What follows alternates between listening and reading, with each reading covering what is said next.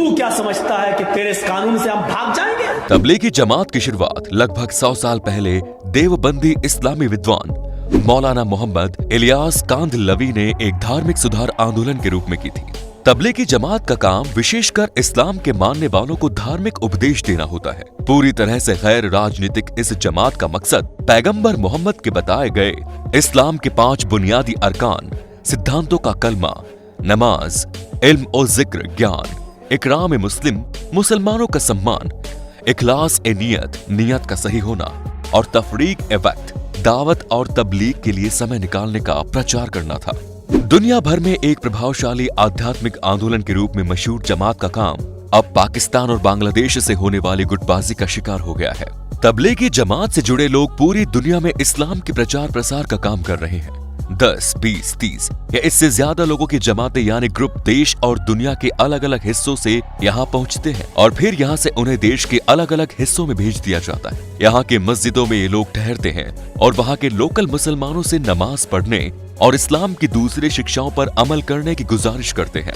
दक्षिण एशिया में मोटे तौर पर तबलीगी जमातों से 15 से 25 करोड़ लोग जुड़े हुए हैं। जमात सदस्य केवल मुसलमानों के बीच काम करते हैं और उन्हें पैगंबर मोहम्मद द्वारा अपनाए गए जीवन के तरीके सिखाते हैं। तबलीग का काम करते समय जमात के सदस्यों को छोटे छोटे समूहों में बांट दिया जाता है।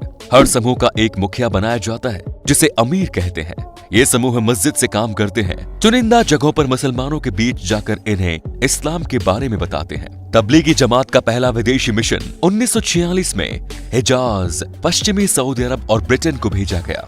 इसके बाद 1970 से 1980 के दौरान अमेरिका और यूरोप के कई देशों में तबलीगी जमात का प्रचार प्रसार किया गया। फ्रांस में इसे 1960 के दौरान भेजा गया, जहां जमात को खूब प्रसिद्धि भी मिली। यूरोप में तबलीगी जमात ने हाशिए की आबादी पर ध्यान केंद्रित किया। यही कारण है कि इस महाद्वीप के देशों में 1970-80 के दशक में तबलीगी जमात की प्रसिद्धि काफी बढ़ गई थी। हालांकि बाद में यूरोपीय मुस्लिमों ने अधिक पढ़े लिखे और बौद्धिक संगठन की तलाश शुरू की, जिसके कारण तबलीगी जमात से बड़ी संख्या में लोगों का मोह भंग भी हुआ। दुनिया में सुन्नी मुसलमानों का रहनुमा होने का दावा करने वाले सऊदी अरब ने तबलीगी जमात पर प्रतिबंध लगा दिया है। तबलीगी जमात सुन्नी मुसलमानों का सबसे बड़ा समूह है। इसके बावजूद सऊदी अरब ने तबलीगी जमात को आतंकवाद का एंट्री गेट बताया है। सऊदी ने तो मस्जिदों से जुम्मे की नमाज के बाद लोगों को तबलीगी जमात से न जुड़ने और इस समूह से पैदा होने वाले खतरों को भी बताने का ऐलान किया है, जिसके बाद तबलीगी जमात एक बार फिर चर्चा में आ गया है। प्यू रिसर्च की रिपोर्ट के अनुसार 150 से अधिक देशों में फैले तबलीगी जमात के 35 करोड़ लोग सदस्य हैं। 2020 में जब कोरोना की शुरुआत हुई थी, तब दिल्ली में तबलीगी जमात का दिल्ली में निजामुद्दीन मरकज हो रहा था। आरोप लगे थे कि इस मरकज के कारण सोशल डिस्टेंसिंग का पालन नहीं किया गया।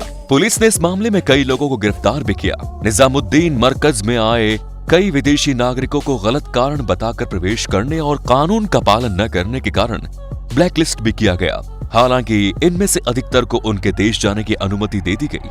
तबलीगी जमात दुनिया के कई हिस्सों में समय समय पर मरकज का आयोजन करती है। इनके मरकज मध्य प्रदेश की राजधानी भोपाल, मुंबई के नेरुल, दिल्ली में निजामुद्दीन, ब्रिटेन के वेस्ट यॉर्कशायर के ड्यूसबरी, बांग्लादेश की राजधानी ढाका और पाकिस्तान के लाहौर के पास स्थित रायविंड शहर में किया जाता है। इन मरकजों में लाखों लोगों की भीड़ उमड़ती है।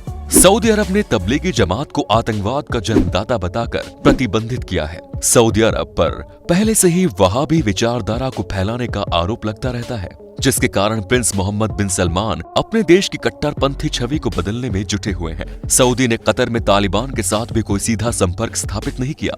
वहीं उनका पूरा ध्यान अपने देश को सभी धर्मों का सम्मान करने वाले के तौर पर बनाने की ओर केंद्रित है। यही कारण है कि पिछले कई साल में महिलाओं के अधिकारों में उल्लेखनीय वृद्धि की गई है। तो दोस्तों, क्या विचार है तबलीगी जमात को लेकर? हमारे कमेंट्स में जरूर लिखिए। और जब एक इस्लामिक राष्ट्र भी इसको बैन कर सकता है, तो क्या हिंदू राष्ट्र भारत में इसको बैन नहीं करना चाहिए? हमें कमेंट्स में जरूर बताइए। जानकारी पसंद आई हो तो इसे आगे भी शेयर कीजिए। धन्यवाद।